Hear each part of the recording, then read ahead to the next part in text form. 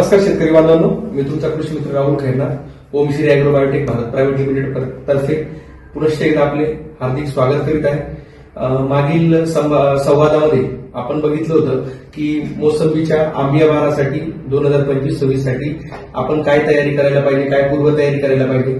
पण ही पूर्वतयारी करत असताना आपण या मुद्द्यावर लक्ष देणार आहे की आपल्या बागेला नेमका विश्रांतीचा कालावधी किती असावा।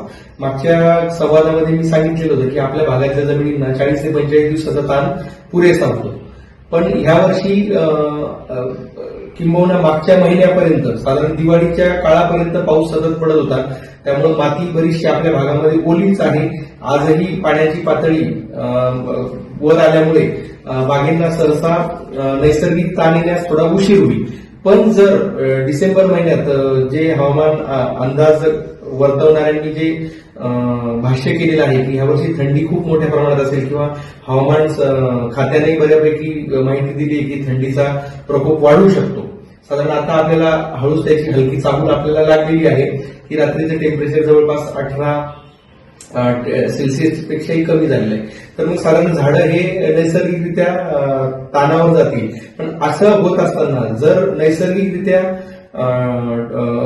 डॉर्मेसीमध्ये गेले किंवा सुप्तावस्थेत गेले तर मग झाडाची चयापचय क्रियाही मंदावेल, म्हणजेच झाडामध्ये ज्या काडीमध्ये जो पिष्टमय पदार्थांचं निर्मिती व्हायला पाहिजे जेणेकरून त्यातलं फूल आणि फळ सशक्त असं निघेल, तर त्यातही आपल्याला अडचणी उद्भवू शकतात। म्हणून मी एक सांगू इच्छितो की यावर्षी भरपूर मोठ्या प्रमाणात पाऊस झाल्यामुळे मातीच्या आणि मुळांच्या स्तरामधील जे अन्नद्रव्य आहे ते बऱ्यापैकी लीच आउट झालं असेल, वाहून गेलं असेल असं आपण म्हणायला हरकत नाही। कारण पाऊस पडल्यानंतर झाडांनी नवीन जी पालवी निघाली, सुरुवातीला गडद हिरवी होती, नंतर ती आता पिवळसर झाली आणि झाडावर बऱ्यापैकी मालही आहे। तर झाडावर कुठेतरी ती उणीव भासते आहे पानांमध्ये किंवा काडींमध्ये।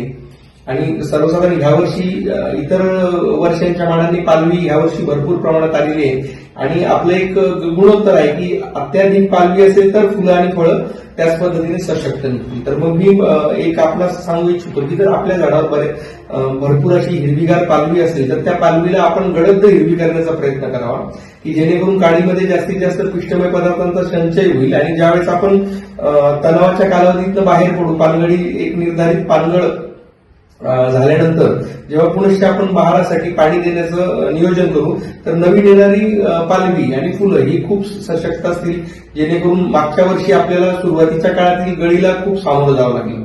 कारण बारीक अवस्थेमधली गळ ही मोठ्या प्रमाणात झाली, त्यातही आपण उपाययोजना केल्या। त्यानंतर पुढल्या काळामध्ये सततचा पाऊस यामुळे सड आणि गळ या दोन्ही गोष्टी मोठ्या प्रमाणात होतात। आपल्या बऱ्याचशा भागामध्ये शेतकरी बांधव द्विधा मनस्थितीत येतात आणि मळे लवकर खाली करून मोकळे होतात। आणि मोस्टली बऱ्याच बगीच्यांची परिस्थिती आहे की चुकीच्या पद्धतीने पाणी दिल्यामुळे, म्हणजे मुळांच्या कार्यक्षेत्रात न देता खोडाला पाणी दिल्यामुळे फायटोप्थोराचा आजार बऱ्यापैकी आपल्या भागांमध्ये की जेणेकरून मातृवृक्षांमध्येही तो प्रॉब्लेम आला, त्यामुळे नंतर आल्यानंतर ट्रान्सप्लांटिंग नंतर आपल्या बगीच्यांमध्ये आला। पण आपण गेल्या 5 ते 7 वर्षामध्ये खूप मोठ्या प्रमाणात प्रबोधन करतो आहे, तर आता कुठेतरी ड्रीपचा वापर होतोय आणि मुळाच्या कार्यक्षेत्रात पाणी दिल्या जात आहे। मग त्यामुळे तो आजार थोडा कमी प्रमाणात बळावतो आहे। तसंच आपण आता मोस्टली बऱ्याच भागामध्ये शेतकरी वेगवेगळ्या माध्यमातून बॅलन्स न्यूट्रिशन, समतोल आहार देण्याच्या पद्धतीकडे झुकलेले आहेत, त्यामुळे झाडं मोठ्या प्रमाणात सशक्त आहेत। आणि मनात ही शंका बाळगू नका की बाबा लागवडी वाढतायत, उत्पादन वाढतंय तर भाव कमी होतात, ही तर हे आता जी सध्या मंदी आहे ती एक प्रकारे मागणी आणि पुरवठ्यातल्या असमतोलामुळे आहे। आणि येणाऱ्या काळामध्ये त्यात कुठेतरी नियोजनबद्धता येईल आणि आपल्या मालाला एक फिक्स कुठेतरी उत्पादन आणि उत्पन्न यात आपल्याला बघता येईल। तर आपण त्या बाबतीत सकारात्मक दृष्टिकोन ठेवून आज जे आपल्याकडे उपलब्ध साधन संपत्ती आहे त्याचा वापर करून कशा पद्धतीने आपल्याला उत्पादन सातत्य टिकवता येईल याकडे बघितलं पाहिजे। बरेचसे शेतकरी बांधव दरवर्षी द्विधा मनस्थितीत असतात की ह्या वर्षी आला पुढच्या वर्षी येईल का, तर हे न करता शेती हा आपण व्यवसाय समजून करावा। आज जागतिक बाजारपेठेमध्येही आपल्या मोसंबी फळाला मागणी वाढते, येणाऱ्या काळात ते आपल्याला दिसेल। आज आपण एवढ्या मेहनतीने, एवढ्या चांगल्या नियोजन पद्धतीने आपण आपले बाग एवढे डेव्हलप केले, तर थोड्याशासाठी म्हणून निराश व्हायला नको। जर आपली मंजिल जवळ असेल आणि एकच पाय आपल्याला उचलून आपल्या मंजिलपर्यंत पोहोचायचं असेल तर आपण का माघारी फिरावं असा मताचा मी आहे. तरी विषयांतर झालं थोडं. तर मी म्हणत होतो की यावर्षी पाऊस खूप झाला आहे, मातीमध्ये पाण्याचं प्रमाण भरपूर आहे, न्यूट्रिशनचं वाहण्याचं प्रमाण आहे, लीच आउट होण्याचं प्रमाण भरपूर मोठ्या प्रमाणात आहे. जो मुळाच्या कार्यक्षेत्रातला जो मातीचा थर आहे त्यात आपण असं समजू की जे बेनिफिशियल मायक्रोब्स असतील किंवा न्यूट्रिशन असतील त्याचं कमतरता कुठेतरी आता जाणवते आहे. येणाऱ्या पालवीवर ते दिसतंय, पानांमध्ये थोडासा वाकडेपणा किंवा तजेलदारपणा कमी. तर आपण ह्या जो ब्रेक पिरियड आहे कुठेतरी आपण जो आता थांबतोय 40-45 दिवस आपण जे थांबणार आहे यात तो पुरवठा आपण करू. मातीमध्ये जो ओलावा आहे त्या माध्यमातून जर आपण तंतूमुळे जर आपण आपल्याकडे असलेल्या ज्या अवजारं आहेत आपल्याकडे यांत्रिक ट्रिलर असेल, रोटाव्हेटर असेल तर याच्या माध्यमातून मातीचा मध्ये असलेल्या ज्या बारीक तंतूमुळे आहेत की ज्या अन्न आणि पाणी शोषतात त्या जर हलक्या जर तोडल्या आपण तर झाडावर कुठेतरी कृत्रिम तणाव येईल. आणि त्यामध्ये आपण गेल्या 5 ते 7 वर्षापासून आपला प्रत्यक्ष अनुभव आहे की आपण सिंगल सुपर फॉस्फेटचा वापर करतो की जेणेकरून फॉस्फेटयुक्त खतं मातीत गेल्यानंतर ती काडी निर्माण होण्यासाठी, कारण त्याची उपलब्धता साधारण 30 ते 35 दिवसाचा कालावधी लागतो. आणि ज्यावेळेस फ्लावरिंग येते त्यावेळेस जर फॉस्फरस नसेल तर पान आणि फुल या दोन्ही गोष्टींवर स्ट्रेस निर्माण होतो. मग तो केमिकल स्ट्रेस असतो. म्हणून ते उपलब्ध व्हावं म्हणून आज आपण ते टाकायचं आहे. साधारण आपल्या झाडाच्या वयमानानुसार आपण 1 ते 2.5 किलो पर्यंत ते निर्धारित करून आपण टाकू शकतो. साधारण एक 4 ते 6 वर्षाची जर बाग असेल तर आपण 1 किलो सुपर फॉस्फेट मातीमध्ये जे आपण ट्रिलरच्या चाऱ्या केलेल्या आहेत किंवा जे आपण रोटाव्हेटरच्या चर झालेले आहेत त्यात आपण टाकू शकतो.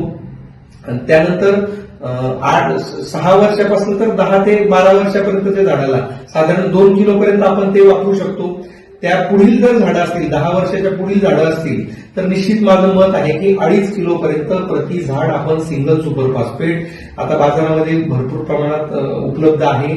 चांगल्या कंपनीचं बघून आपण ती निविष्ठा आपल्या अधिकृत विश्वासाच्या डीलरकडनं आपण ती घ्यायची आहे आणि ती चौफेर अशी पसरेल ह्या पद्धतीने टाकायचं आहे. मी बऱ्याच वेळा शेतकऱ्यांना सांगतो चौफेर याचा अर्थ तुमचा झाडाच्या सावलीचा जो परीघ आहे त्याच्या बाहेर ज्याच्या तंतुमुळे आहेत, ज्या आपल्याला अन्न आणि पाणी झाडाला मिळवून देणार आहेत त्या मुळ्या तुटणं गरजेचं आहे. झाडाच्या बुंद्याच्या 2.5 ते 3 फुटाजवळच्या मुळ्या नाही, कारण त्या फाउंडेशन रूट आहे, त्यांना थोडीशी इजा झाली तर झाड दगावू शकतं.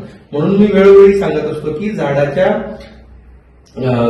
जो विस्तार असतो, ज्या जिथपर्यंत फांद्या असतात किंवा 12 वाजेची जी सावली पडते त्याच्या बाहेरच्या मुळ्यांना आपल्याला ते सुपर फॉस्फेट मातीवर पसरवून द्यायचं आहे. आणि ज्या बांधवांच्या शेतामध्ये कर्बाचं प्रमाण कमी आहे, कारण कर्ब हे शेणखताच्या माध्यमातून, हिरवळीच्या खतांच्या माध्यमातून, सेंद्रिय खतांच्या माध्यमातून आपल्याला ते मेंटेन ठेवायचं. मी कृत्रिम खतं, NPK, मायक्रोन्यूट्रिएंट्स, विटॅमिन्स, एन्झाईम्स मी कितीही प्रमाणात जर तरी सांगितले पण शेवटी मातीला जो पोत येणार आहे, मातीचा जो पोत टिकून तो कर्बामुळेच टिकून राहणार आहे. आणि त्यासाठी मोठ्या प्रमाणात आपल्याला ऑर्गॅनिक मॅन्युअर्स किंवा ऑर्गॅनिक डिकम्पोजिंग मटेरियल आपल्याला वापरणं गरजेचं आहे. कोणाला उपलब्धता असेल तर आपण आपल्या पद्धतीने दरवर्षी लोक टाकतातच. पावसाळ्यात आपण टाकण्याची ती साधारण शिफारस करतो, कारण ह्या काळामध्ये त्याची जी कुजण्याची प्रक्रिया असते मातीची ती खूप मंदावते.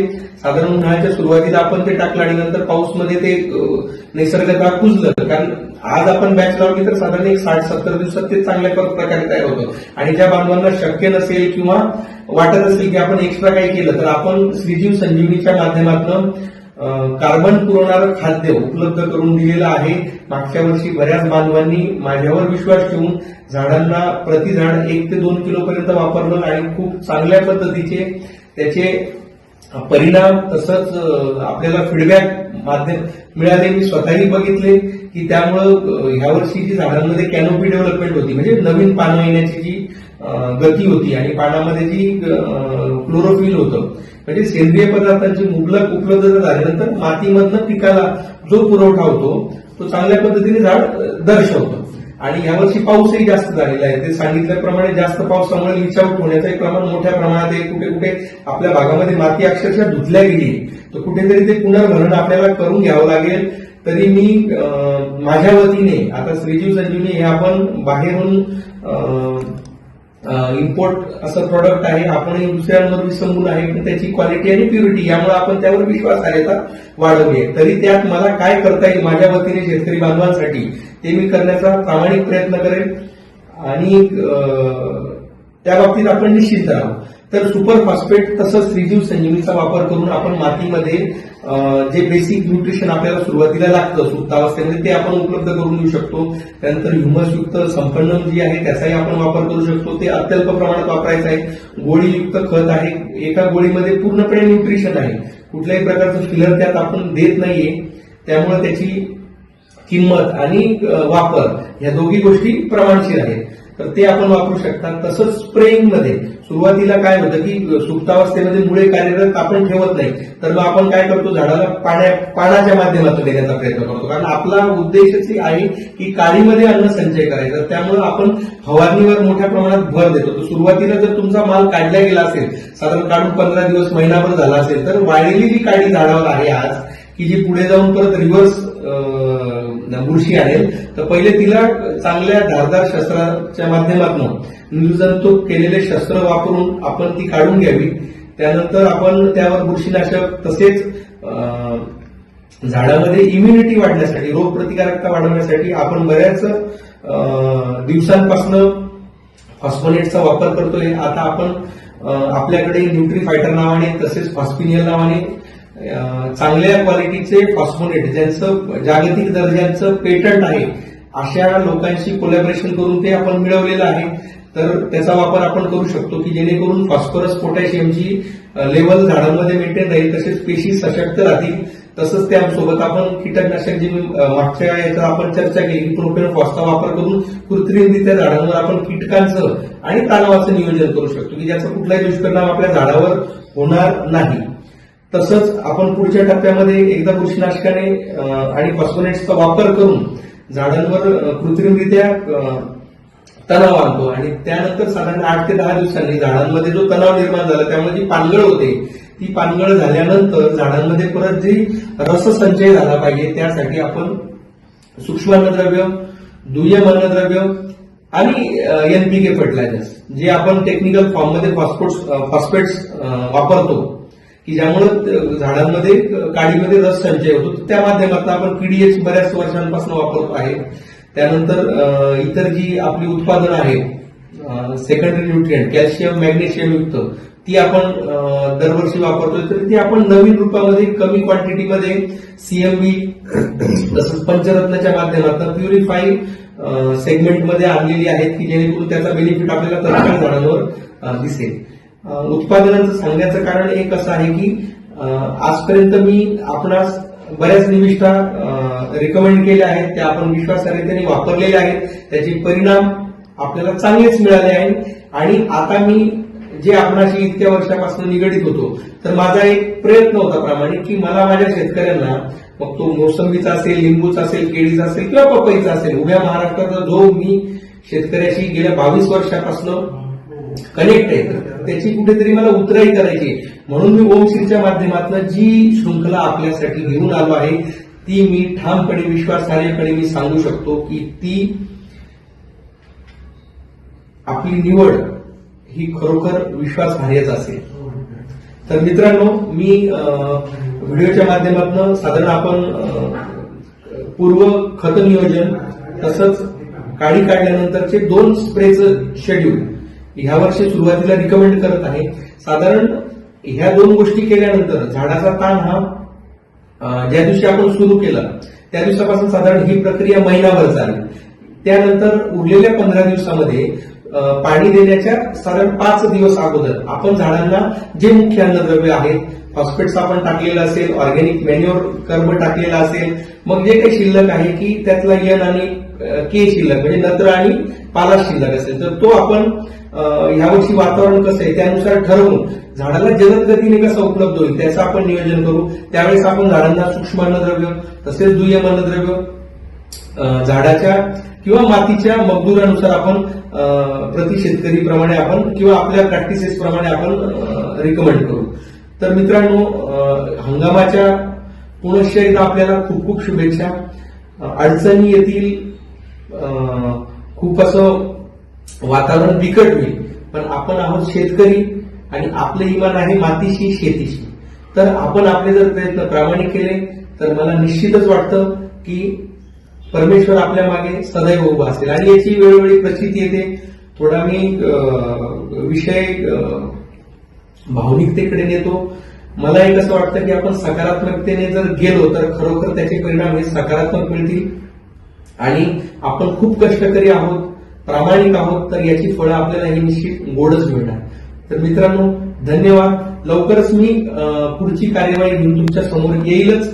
पण तत्पूर्वी मी आपलं सांगू इच्छितो की आपल्या पर्सनल व्हॉट्सअप नंबरलाही हे मेसेजेस येतील. विभागवार किंवा तालुका वाईजही आपण प्रयत्न करतोय. हे वर्ष आपलं सुरुवातीला जास्तीत जास्त लोकांपर्यंत पोहोचण्याचं असेल. आपली जी पद्धती आपण गेल्या 5 ते 7 वर्षापासून पाचोरा असेल, जामनेर असेल, भडगाव असेल, चाळीसगाव असेल किंवा जळगाव असेल, औरंगाबाद, माफ करा, छत्रपती संभाजीनगर असेल किंवा बुलढाणा असेल, तसंच जालना असेल, अशा विविध भागातल्या आपण शेतकऱ्यांपर्यंत तो पोहोचण्याचा प्रयत्न केलेला आहे. त्या जिल्ह्यातनं, त्या भागातनं आपल्याला खूप चांगल्या पद्धतीचं लोकांचं समर्थन आहे, फीडबॅक आहे. आपण संत्रा असेल, लिंबू असेल, मोसंबी असेल, अशा विविध लिंबूवर्गीय फळपिकांमध्ये गेल्या 2009 पासून प्रामाणिक प्रयत्नांमध्ये एक विश्वासार्हता निर्माण केली आणि ती अशीच असेल तर हयात मी असेपर्यंत ओमश्री अॅग्रो बायोटेक शेती आणि मातीशी नेहमी सजग असेल. त्यासाठी प्रामाणिक प्रयत्न करण्यासाठी, तसेच तुमची जी निवड असेल ओमश्री बद्दल ती नेहमी विश्वासार्हच असेल. धन्यवाद. नमस्कार.